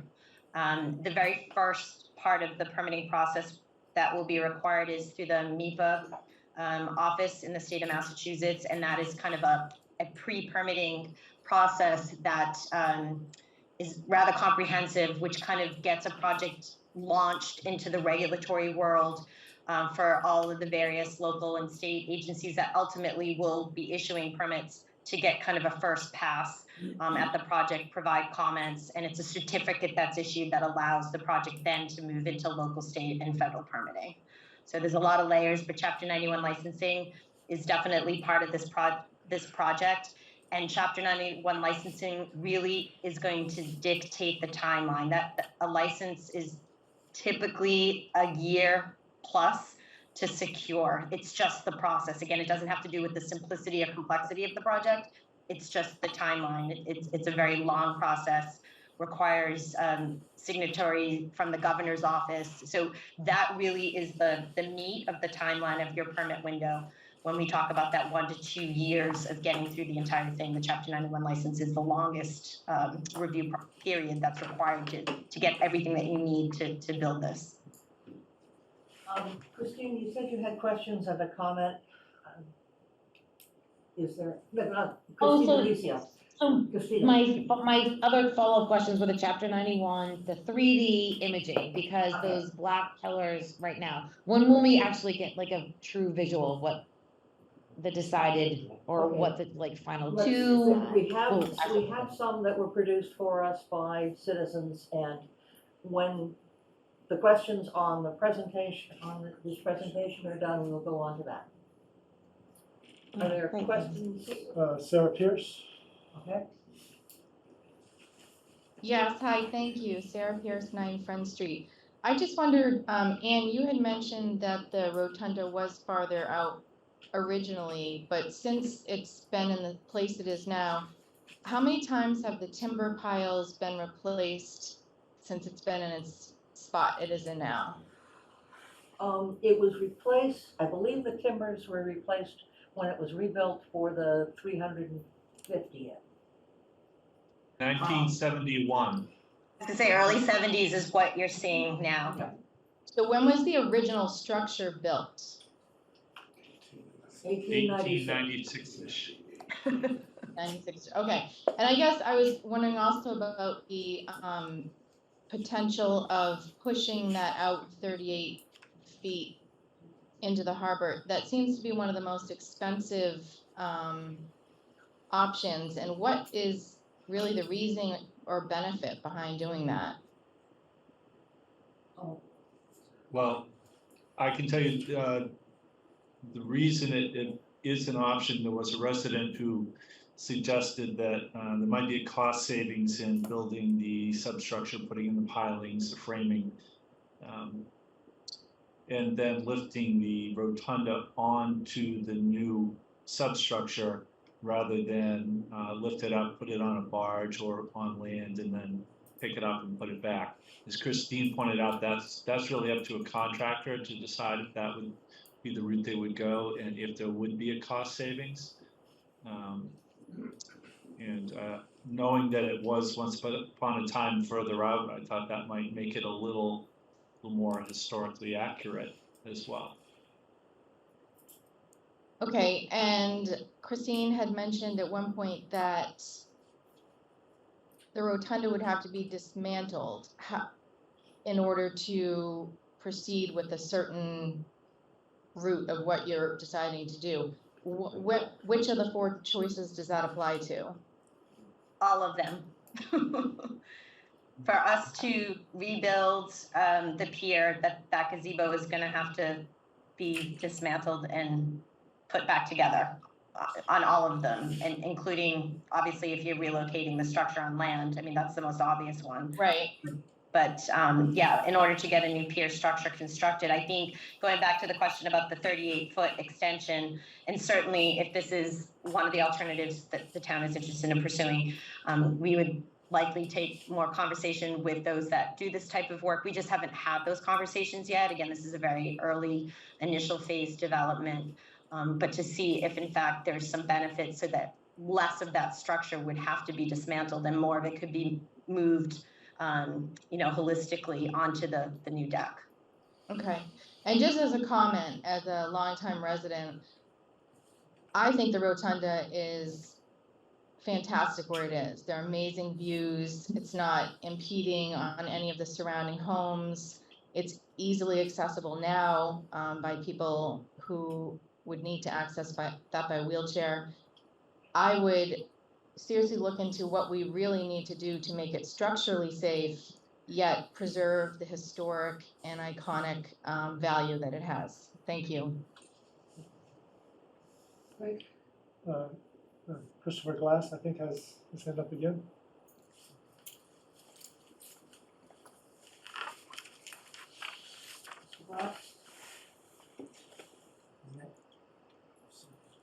I'll see if that's a new hand or not. Okay. Maybe it's an old hand. I did have one. Yes. So, Christine, I wonder if you could just comment. I understand that the design standard is the 100-year flood in terms of. It's a FEMA. combination of both that we need to take in consideration. Combination It of is sea the level rise and 100-year. 100-year Correct. storm. Can you comment at all about the structural integrity of storms that are bigger than that with the new pilings and are we, So are we it gaining, will are we be- not really? Is the rotunda itself at high risk even with the new pilings? Well, the rotunda itself, we're not reconstructing, so Right. if we need to look into that for more structural integrity, that I think that's something we should talk about. That's nothing that we've actually begun to talk about. As far as the pier design itself that, we will be engineering, we will be putting a basis of design together, and it will answer all those questions in terms of the hurricane events, all the different types of events that we design for, all the storms, the environmental elements, like I said, ice, waves, fetch, you name it. That's all part of the assessment that will be done on the structural design piece. So you'll know that once we get there. I can't opine directly on that now, but those are all of the factors that are taken into consideration when this is designed through our structural group. Okay. Jim Starkey has his hand up. Jim, go ahead.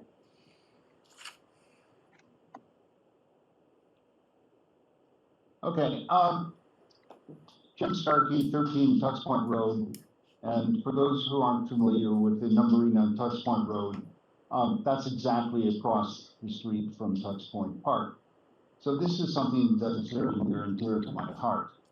The critical aesthetic here is not what the rotunda looks like from the shore, but what the ocean looks like from the rotunda. The reason the rotunda exists, as Ann pointed out, was that when the yacht club built a clubhouse that blocked the view from the Chowder House, which was on the beach, approximately where the rotunda would go if you decided to beach it, that was unsatisfactory. There's a great advantage to, I don't necessarily believe in the human soul, but looking at the ocean is good for the soul. There's just no question at all. And people go out to the rotunda and they just sit up there and they look out. And it's inspirational, it's soothing, its ideas flow. And I know this because I do it every day. And just Mr. Starkey, come to your point. Come my point.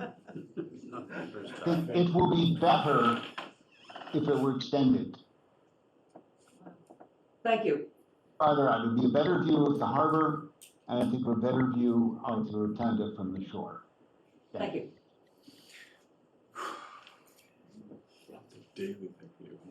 Okay, Greg, we have some pictures.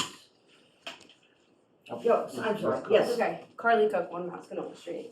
If some of the goals of the, these proposed plans are to keep the aesthetics, how they are, I'm just confused why we would even be discussing putting it on land for the minimal savings. So I, as a resident, would prefer to see it continue to stay on the water. So I just, since you all are making that decision, I'm just letting you know that. Thank you.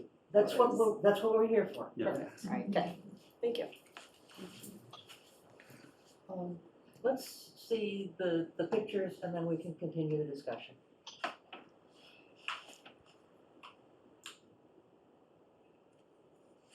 So I'll speak to them when you're ready.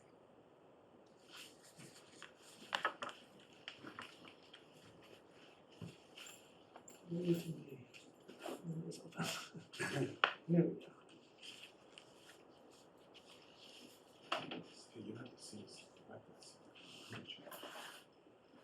So, I agree with so much of what was said about the charm of the rotunda on the water. And I was, a friend, Anita, sitting right beside me, said, well, we should give all these options their due consideration.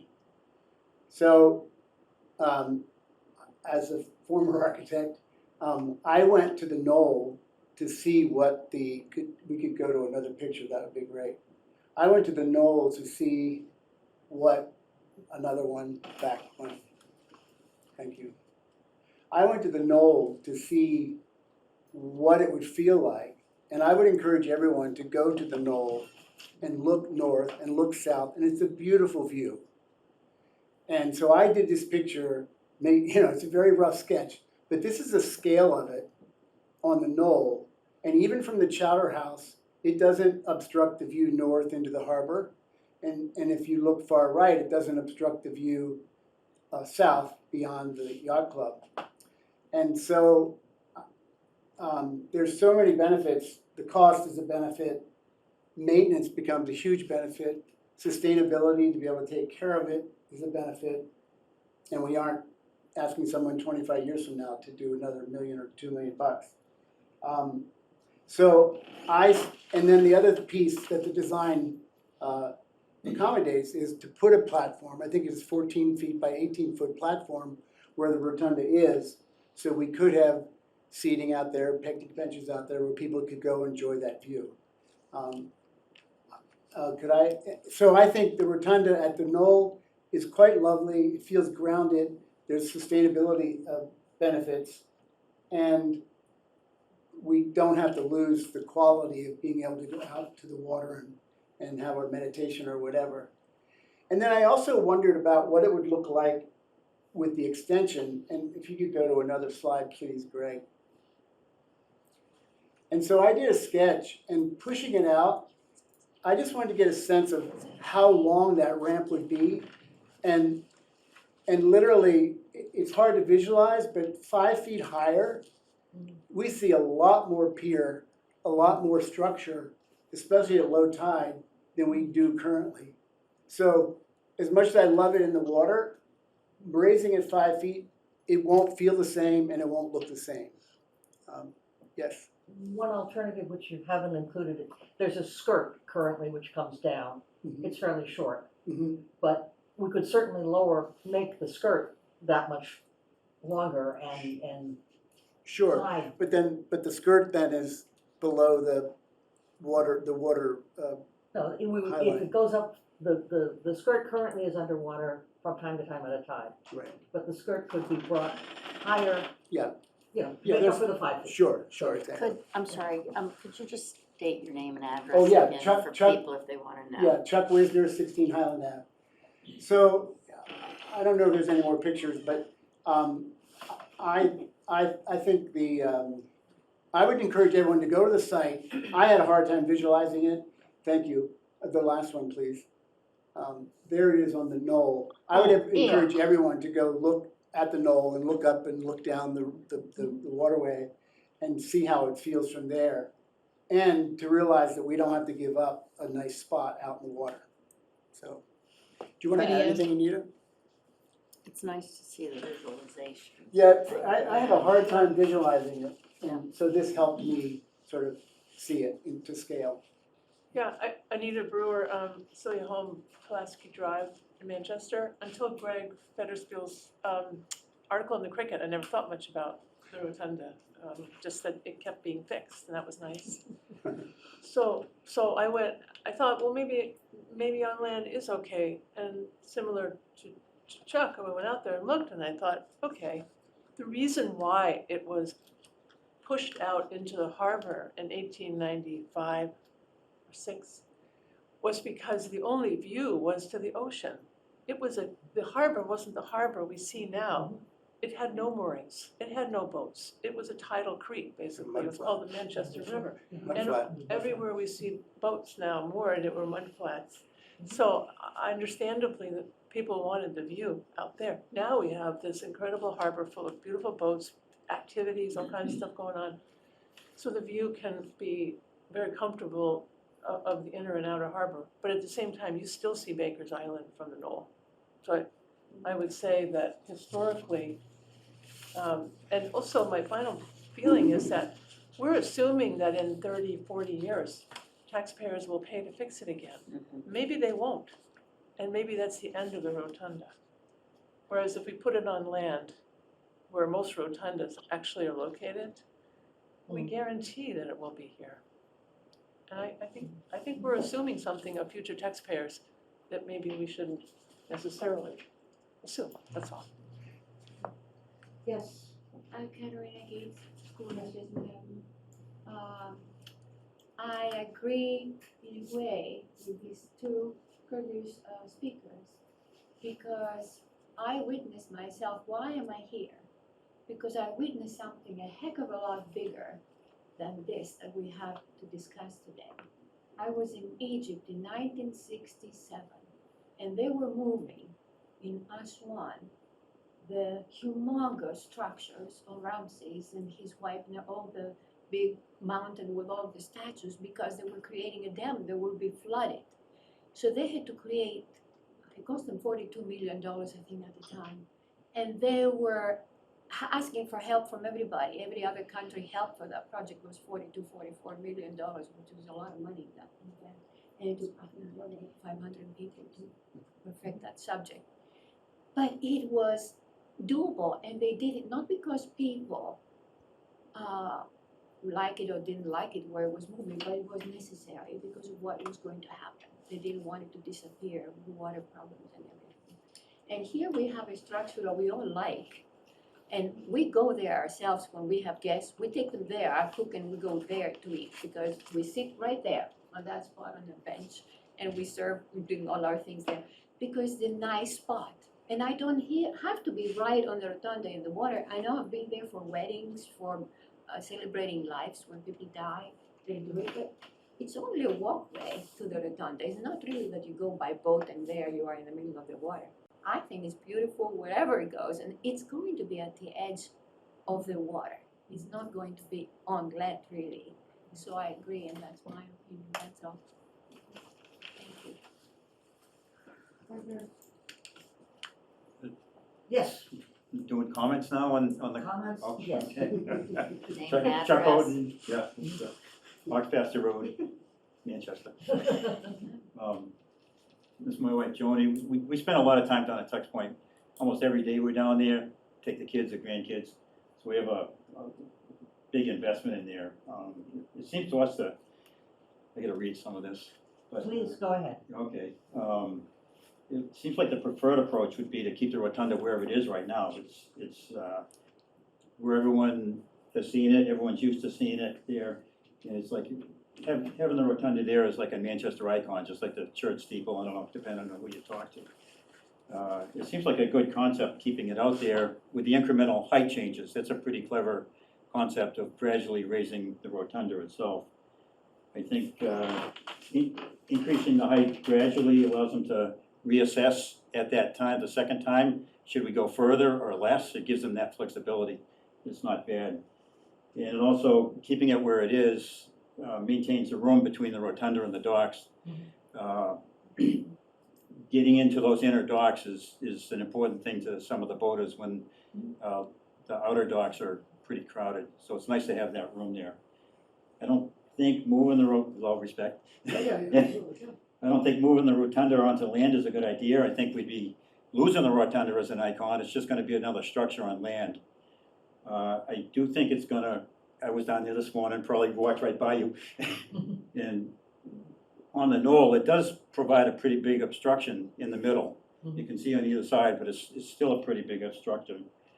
And it seems like it would be a new structure rather than a repair of the rotunda. Does that change how they do permitting? You can't do that with your house, I don't think. You can't just put another house somewhere else on your land without going through big permits.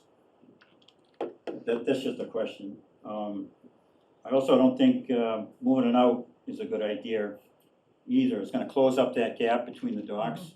It's a 17-foot gap without a boat parked there, so it's gonna be tough getting into those inner docks. I'm sorry to interrupt you, but I think you're thinking about docks that don't exist. Well, no, No, no, the- no, where if the- you look at the corner of the end dock right now where the MSA is, Mhm. it's that, I cartooned up a picture and sent it.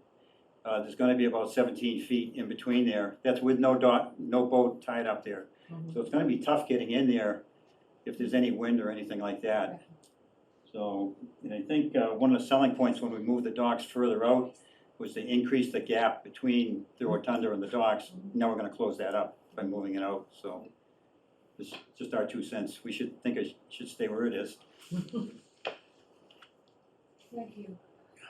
Greg, is there anybody else? No. Yeah, and with all due respect, I I just, somebody good thing, Chuck Wisner, 16 Yeah. Highland Avenue. I think the thing I'm concerned about is if when we raise it 5 feet, it won't look and feel the same. And I tried to make a drawing, I'll make others if I need to, because that elevation is quite a big difference. And the ramp becomes more obvious. Anyway, that's one objection I have to like, what will it really feel like? And maybe better visuals in my silly sketches would do well. Tom Kehoe. The only thing I would say is that this picture is showing low tide. It's gonna show a bigger difference at low tide than it does at high tide. And one of the reasons we're talking about raising it is because when king tides come, the water goes up not only against the skirt, but over the skirt and over the entranceway. Yes, you are gonna see more, but if you take a picture of it at low tide now, there's mud. The kids, if they jumped off, are gonna go into the mud, they're not gonna hit the water. And, I mean, there's gonna be the same amount of water, just that there's a 5-foot difference, so, I've done hundreds of cookouts over there when I worked for a caterer. I think I probably fed most of you. But the other thing that when people come to Tux Point, whether it's their first time or their 100th time, they always just sit out there on the knoll or sit out there on the picnic tables out in front of the place and just look at it. And they look at the harbor, they look at the rotunda, and they say, you people who live here don't realize how lucky you have it and how beautiful this is. So I would suggest that we keep it out over the water, keep it beautiful for our generation, Swizz, that senior center, and the other generations coming well after us. Can I just, Carly, could just make another comment about this picture? This picture does. Identify yourself again. just Carly so- Cook. Yeah, Just- thank you. sorry. This picture doesn't appear as though it is even showing the skirt at the bottom. Mhm. So Right. it's something that would need to Right. be drawn in for Yeah, actual, absolutely. to have it represented correctly. And I kind of disagree with it, the saving on the maintenance of it. If you move it up on land, you're still gonna have to maintain it. It's just easier to get to. Yeah, I'm sure it's, Sarah Pierce has her hand up again. Thank you, Sarah, Hi, please. yeah, I just wanna ask, Christine said there were drawings, actual, like, are those ready, the 3D drawings? I mean, we're seeing pictures drawn with like whiteout, and I would have to disagree with the person that, said the rotunda will look and feel the same on land. That's absolutely impossible. You can't compare the two, so that's just a comment, and then a question about the 3D drawings. Greg, So, we had asked for right, they, drawings for this. And so they weren't able to do those drawings in time for tonight. Okay, but we'll get. They certainly can do the drawings, it'll take them a couple weeks to do it. We don't know if you want to narrow the options down to which drawings you would like, or do you want all 4 options? I guess you, I think that might be a good discussion for the board. Would Right. we consider narrowing down the options so to make sure we get some 3D rendering? I as think I fast would as like to possible. see 3D renderings of all. I have heard from people saying, move it out, keep it where it is, put it on land, and raise it, but raise it slowly. So. So we're only talking We're only talking three three. renderings. Yes. Not 4. All right, because the I- phase one, Unless you want, No, I think I, you want- you need more, because I think you need a low tide and a high tide. As the point was made earlier, it looks very different when you're adding several feet to that and you're at low tide. And even at high tide will now look like low tide. Of course, we'll put more of a skirt on there, but it will be a difference, and there'll be fewer kids jumping off it, I can tell you that. Mr. Gates. Could I add a couple of notes of history? My youth, the town had a raft anchored off Singing Beach. And Mine too. swimming out and back was the rite of passage, not jumping off. And the other is, at that time, Miss Clara Winthrop swimming the length of the beach, back and forth, well out beyond the raft, and anybody that could keep up with her. I don't know if I ever saw anybody even try. Thank you. Years ago, there also was a raft at Tux Point.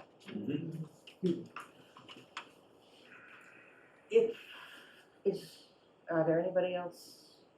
Is there anybody else? I'm not sure, Sarah, do you have your hand up for something else, or is that from before? Just, yes, history. Right? That's it. I'm not, I will survey the board, on the question of, do we have enough information tonight to eliminate any of these alternatives? I don't think so. Really? No. I agree, I don't. I'm really not a fan of option 4, I gotta say. That's a personal statement, though. Yeah, it is a I think- personal statement, and but to that point, excuse me, yeah, is we're just kicking that down. Yeah. We're asking voters, we're making a decision not to make a decision, okay? And we're asking, we're gonna Really? spread this onto someone else's shoulders in 25 years. We either make the decision or we don't make the decision, is my opinion. Okay, that's your opinion My of, opinion. the Option fourth four, alternative. option Option 4. that's the one I personally, it's just so expensive. And this is current estimate of the cost. Anytime you talk about doing something, very expensive now, and then you've got another big expense in 25 years, I think it was. I just think financially it's not a prudent decision, given the facilities master plan that we're gonna review and the tens of millions of dollars of other structural considerations that are gonna come across this board. I'm not a fan of option 4. I would like to take that off the table. Yeah. I am a fan of option 4. Okay. Okay, for a couple of reasons. I think we can go up in stages. This 25-year deal, I think if you deal with composite materials for the decking, kind of goes away. The water rise is questionable, and in 25 years, I don't think that's driving the increase in height. The 25-year period is being driven by wood. And, it could be that in 50 years, I don't know, I mean, depending upon what you want to see, the water goes up 2 or 3 inches every decade, or maybe it goes up 5 or 6 inches or 7 inches, but it goes up, it's going to take many decades before it becomes a problem for this. And it's not going to be in 25 years, I don't think, if we go with composite. But if we see the renderings with an extra 5 feet right now, I think we're all going to be kind of shocked at the height and how that's going to look. It's going to So look you would like a kind of rendering strange. at 17, a rendering at 19? I would as well, actually. Yeah. I don't necessarily agree with all the reasons, but I would like to, I would not like to take that off the table yet. Well, this has been very decisive. Eminently not. And once again, thank you very much for doing those renderings. They're very helpful. They're Very helpful. They're very helpful. And at this point, I would take a motion to adjourn. So moved. Is there a second? Second. Becky? Yes. Brian? Yes. Kathy? Yes. Anne says yes. And John says yes. Thank you all very much for coming. Thank you all for listening on Zoom. It's very important that we hear from the town. This is a decision that's going to make a huge difference to an icon, and I don't want to do it on the basis of, we've got to schedule and we've got to get it done right now. I want to hear from Are we gonna reschedule another forum at some point? I think we probably should have another forum when we have this.